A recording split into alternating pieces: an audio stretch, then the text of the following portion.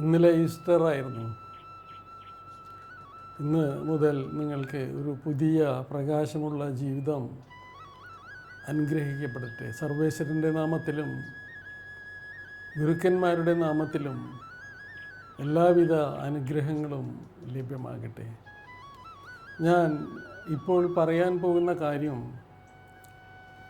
ബ്രഹ്മചര്യം എന്നാൽ നാം പലപ്പോഴും കേൾക്കുന്നൊരു വാക്കാണ്. എന്താണ് ഇതിൻ്റെ അർത്ഥം? ബ്രഹ്മചര്യം, ബ്രഹ്മം ആചരിക്കുക. ബ്രഹ്മചര്യവും കൃഷ്ണൻ ബ്രഹ്മചാരി ആയിരുന്നു എന്നതിൻ്റെ രഹസ്യവും നമുക്ക് സംശയം തോന്നാം. ഭാര്യമാരും 16,000-ഓളം ഗോപികമാരുമുണ്ടായിരുന്ന കൃഷ്ണൻ എങ്ങനെ ബ്രഹ്മചാരിയായി എന്നത്, എന്താണ് അതിൻ്റെ ശരിയായ തത്വം? ബ്രഹ്മചര്യം എന്ന് കേൾക്കുമ്പോൾ പലർക്കും മനസ്സിലാവുന്നത് സെലിബസി, അതായത് ലൈംഗികതയിൽ നിന്നും വിട്ടുനിൽക്കൽ എന്നാണ്. സത്യത്തിൽ ഇത് ബ്രഹ്മചര്യത്തിൻ്റെ പൂർണ്ണമായ അർത്ഥമല്ല. ഇന്ന് നമുക്ക് ശ്രീകൃഷ്ണൻ്റെ ജീവിതത്തിലൂടെ ബ്രഹ്മചര്യത്തിൻ്റെ യഥാർത്ഥ അർത്ഥം മനസ്സിലാക്കാം. മഹാഭാരത യുദ്ധത്തിന് ശേഷം ദ്രോണപുത്രനായ അശ്വത്ഥാത്മാവ് പാണ്ഡവരുടെ വംശത്തെ നശിപ്പിക്കാനായി ശ്രമിച്ചു. അഭിമന്യുവിൻ്റെ ഭാര്യയായ ഉത്തരയുടെ കുഞ്ഞുപോലും കൊല്ലപ്പെട്ടു.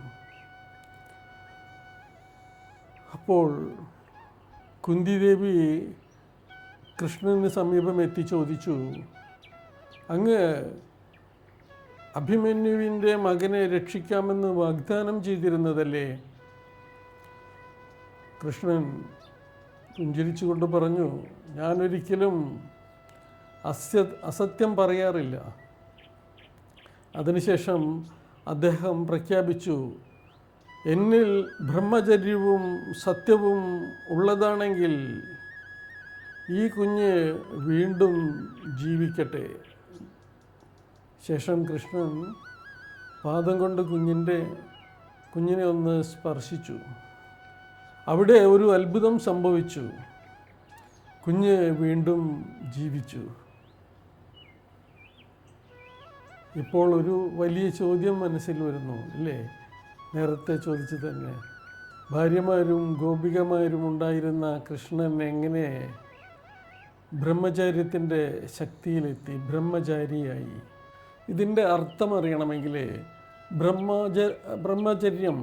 ആചരിക്കുന്നത് എന്നതിൻ്റെ അർത്ഥം നാം അറിയണം. ബ്രഹ്മം എന്നാൽ പരമാത്മാവ്, ചര്യം എന്നാൽ ആചരിക്കുക എന്നുള്ളതാണ്.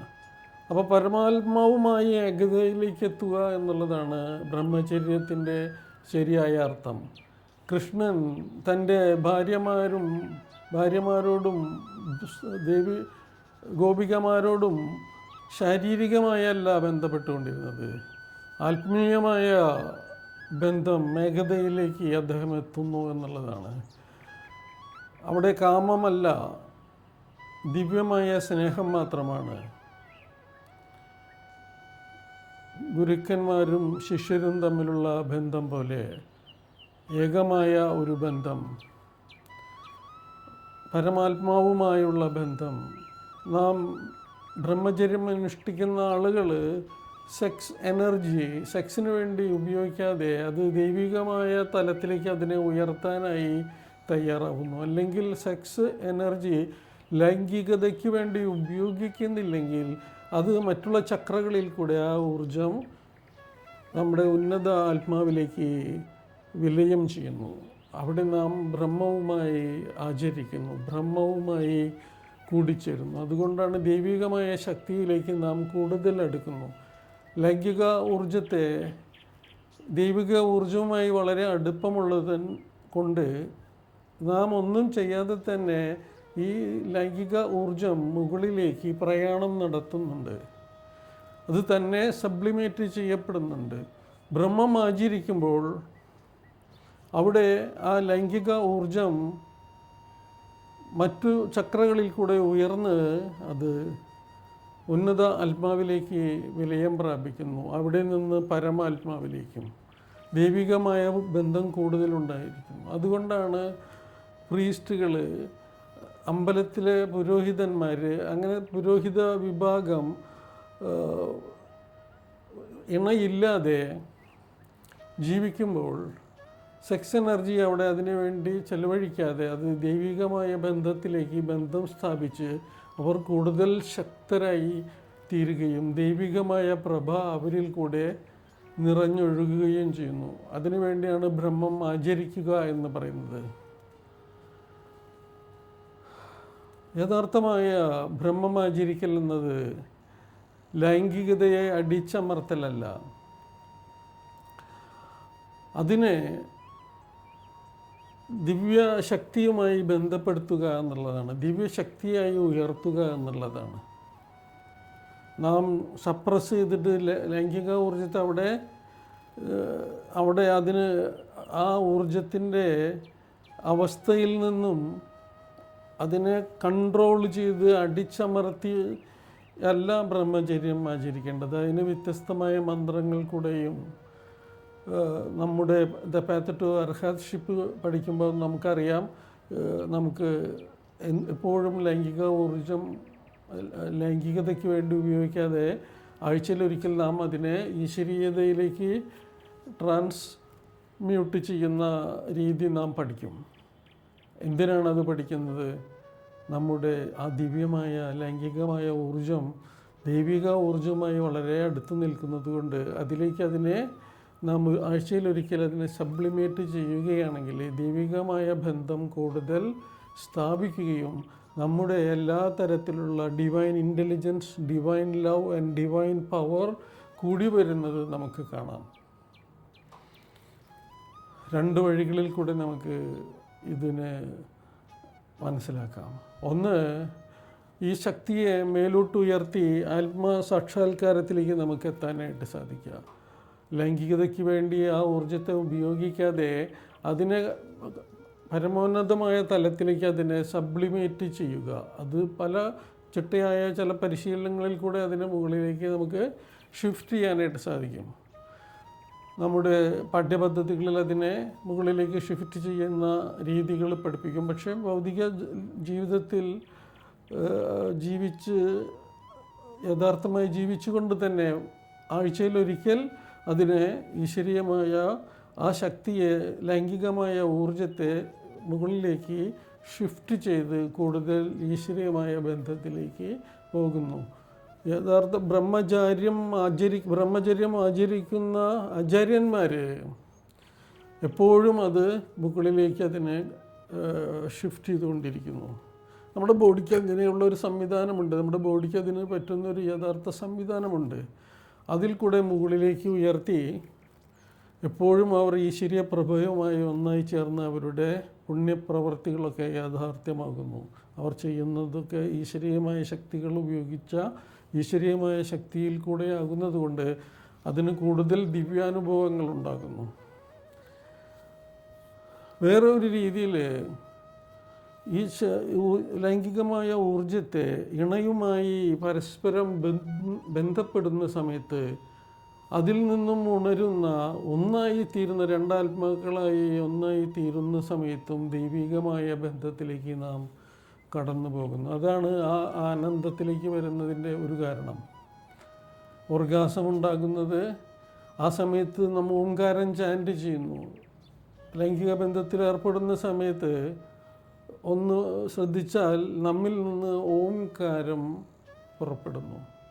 പലപ്പോഴും യഥാർത്ഥ ജീവിതത്തിൽ ശബ്ദം പുറത്തു വരുന്നത് കുറവാണെന്ന് കരുതിയിട്ട് ശബ്ദത്തെ അടിച്ചമർത്തുന്നു എല്ലാവരും.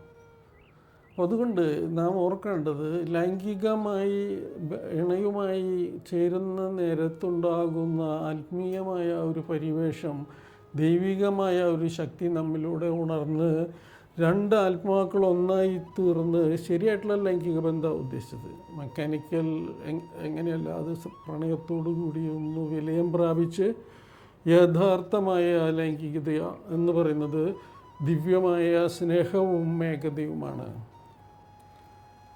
ഇത് ഇതിനെയും നമുക്ക് ബ്രഹ്മചര്യം എന്ന് പറയാം.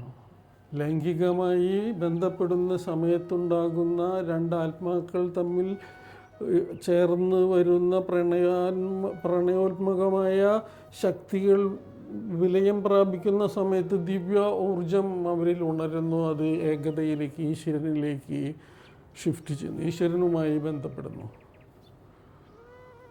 ആ ആനന്ദം, പ്രകാശം മികച്ചതാകുന്നു. അതിനെയും ബ്രഹ്മചര്യം എന്ന് തന്നെ പറയാം. ബ്രഹ്മം ആചരിക്കുന്നു.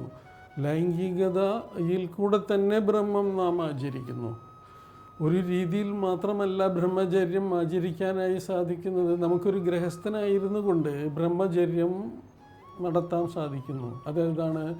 ഇണയുമായി ചേർന്ന് ഒന്നായി തീർന്ന് ഒരേ തലത്തിലേക്കുള്ള പ്രകാശമായി ചേരുമ്പോൾ ദിവ്യമായ സ്നേഹവും ദിവ്യമായ ഏകതയും വന്നു ചേരുമ്പോൾ യഥാർത്ഥമായ പ്രണയം ഈശ്വരീയമായ പ്രണയത്തിലേക്ക് മെർജ് ചെയ്യുന്നു. ആനന്ദത്തിൻ്റെ ശക്തി കൂടുതലായിത്തീരുന്നു. ഭഗവാൻ കൃഷ്ണൻ പറഞ്ഞത് ഒന്നായി തീരുന്നു. എല്ലായിടത്തും അദ്ദേഹം ഉണ്ടായിരിക്കുന്നു. അദ്ദേഹത്തിൻ്റെ ഊർജാവസ്ഥ എല്ലായിടത്തും അദ്ദേഹം പ്രകടമാകുന്നു എന്നുള്ള അർത്ഥത്തിലാണ്. ബ്രഹ്മചര്യം എന്നത് ശക്തിയെ ദിവ്യ ചൈതന്യമായി ഉയർത്തുന്ന ഒന്നാണെന്ന് നാം മനസ്സിലാക്കണം. രണ്ട് രീതിയിൽ ബ്രഹ്മചര്യം ആചരിക്കാം. ഒന്ന്, ലൈംഗികമായ ഊർജത്തെ ഗ്രൗണ്ടിലേക്ക്, അപ്പർ തലത്തിലേക്ക് ഉയർത്തി സബ്ലിമേറ്റ് ചെയ്ത് നമുക്ക് ബ്രഹ്മം ആചരിച്ചു കൊണ്ടിരിക്കാം. അല്ലാതെ ലൈംഗിക ബന്ധത്തിൽ കൂടെ വിലയം പ്രാപിച്ച് രണ്ടാത്മാക്കളും ഒന്നായി തീർന്ന് ദിവ്യമായ സ്നേഹവും ദിവ്യമായ ഏകതയും സത്യവും ചേർന്ന് ഒരുമിച്ച് ചേരുമ്പോഴും ഈശ്വരീയമായ ബന്ധത്തിലേക്ക് സാധ്യമാകുന്നു. അതുകൊണ്ട് തന്നെ നാം ഈശ്വരീയമായ ശബ്ദം പുറപ്പെടുവിക്കുന്നു. ഓം. ആ ശബ്ദം കൺട്രോൾ ചെയ്യാതെ അതിനെ അറിഞ്ഞ് മനസ്സിലാക്കി ഇണയുടെ കണ്ണുകളിലേക്ക് നോക്കിക്കൊണ്ട് പ്രണയോത്മകമായി രണ്ടാത്മാക്കളും ഒന്നായി ചേർന്ന് ലൈംഗികതയിൽ ഏർപ്പെടുമ്പോൾ പരസ്പരമായ ദിവ്യസ്നേഹവും ഏകതയും ഉണ്ടാകുമ്പോഴും ബ്രഹ്മചര്യം ജനിക്കുന്നു.